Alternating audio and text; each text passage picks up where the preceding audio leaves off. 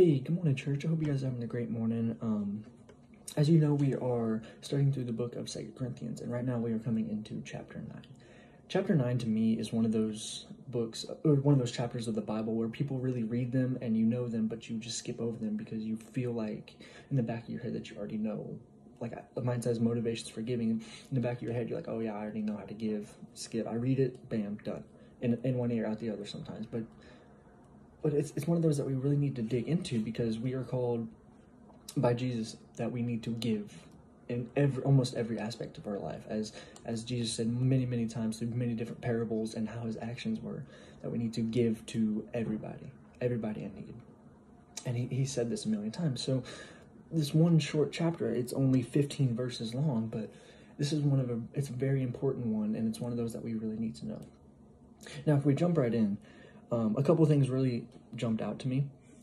It starts off immediately with a banger. Verse 2, it says, "For I know your eagerness, and I brag about you to the Macedonians."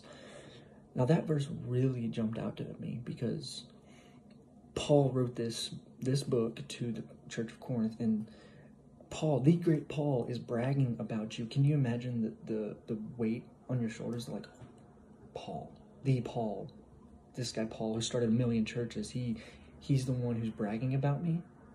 Like that's crazy. That gives you some hope and some spirit and motivation that you're doing the right thing. But also, if you look into verse 3, it says, "But I sent the brothers, so our boasting about you in the matter would not prove empty, and so you be prepared, just as I said." So Paul is not just bragging about you, these people, but the people he's bragging about you to, he's sending them to you to make sure you're doing it right. Like that it's a little scary, but then again, it's like, Paul's bragging about me, so I must be doing something right. Now, after he tells you, he's telling you, he's bragging about you, basically.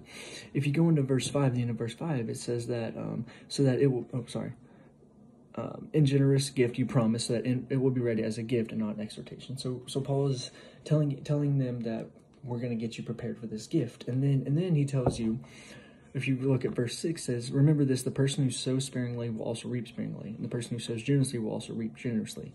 Each person should do as he has decided in his heart."